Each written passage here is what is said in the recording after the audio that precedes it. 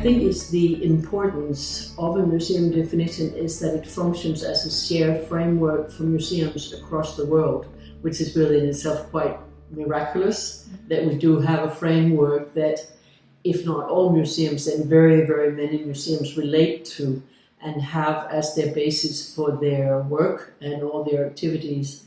And if you look at museums, they are really incredibly different.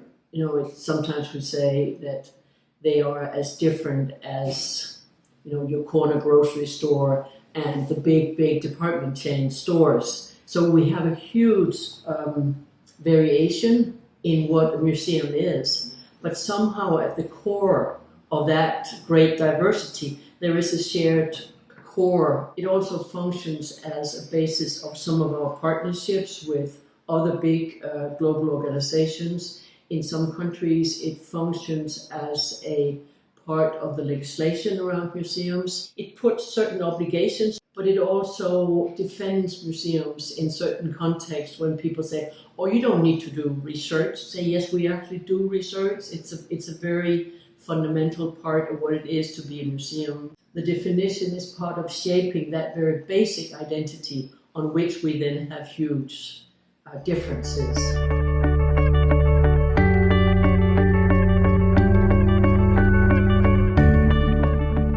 The changes in the museum definition is something that happens every once in a while, as you can see, you know, by 5-year intervals or something, there's a little adjustment in the definition.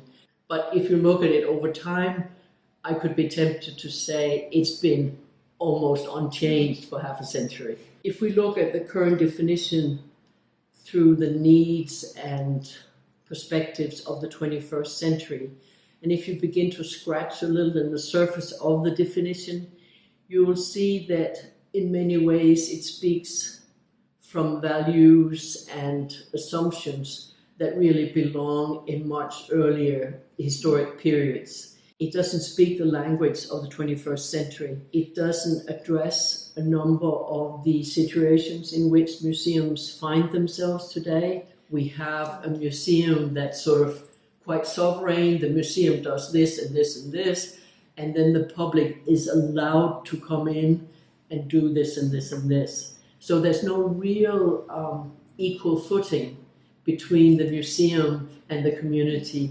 You don't feel any of the current demands or expectations of cultural democracy, of an equal exchange, co-production, or you don't feel that real relationship. There's a subject, which is the museum, and then there's the public out there somewhere. We have a concept of society as if society is a homogeneous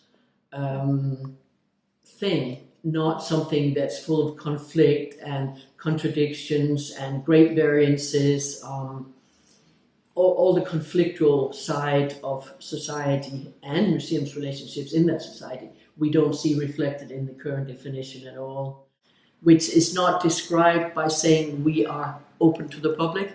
You know, it's sort of, you know, that concept is way too small, and it can be interpreted as a certain number of opening hours each week or free access for school children, but it doesn't speak to that whole relationship between the museum and the community. Can the community actually pose demands on the museum? And when communities start posing demands on museums, so many new things happen, which is what you've seen often in the indigenous contexts. I have another one that I find quite important is the humanity and its environment, as if there's a split between humans and the rest of the world.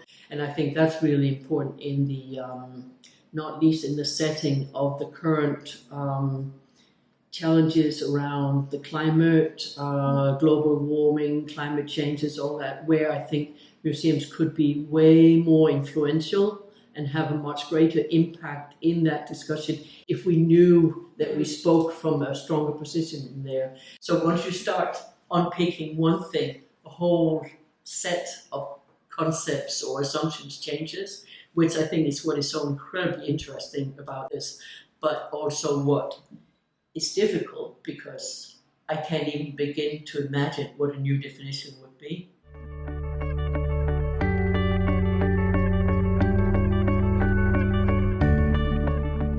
The committee is called the Committee on Museum Definition, Prospects and Potentials.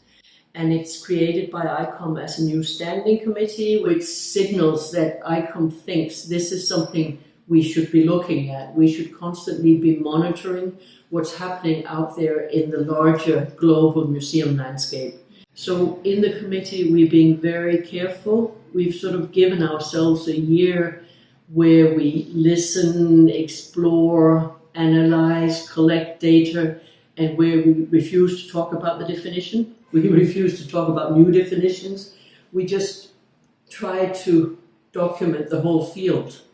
And then after a year, we'll begin to try to pull this information together and advise ICOM as to, should we really open this whole question of the definition and think about changing it. When we got created as a committee, one of the big challenges for me as the chair was to create a committee that transcended the European or Western systemic dominance, which we often have in these kind of contexts. Like any other global organization, that is a big challenge for us. Very carefully, we are recruiting for our core group and for the working groups people from each continent, so we try to create that kind of balance in our work. One of the working groups we have in the larger context here is one that we call roundtables. And we're trying to do these roundtables across the globe again, where people sit together around a table and they address 4 questions, which are the same for every group. And it's done in the way that each person around the table gets 2 minutes for each question. So it's not discussion, you don't start contradicting each other or arguing. Each person makes a clear statement. We've done that in a number of contexts now, and it gives a very, I think, personal and very succinct professional interpretation to these questions, which are about, what do you think are the most important contributions that museums can make to society? Also, what do you think are the most important challenges we face? What do you think are the most important challenges societies face?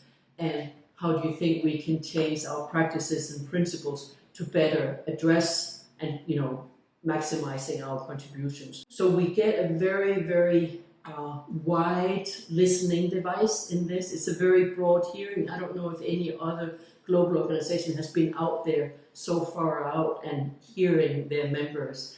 And ideally, at some point, we would make this accessible on the ICOM website so people can go in and listen to what did the other people in Korea say about this. This is not just a one shot at changing a definition. This is a continuous activity of looking at what is the relationship between museums and the societies in which we live and work, and which are the context of our activities.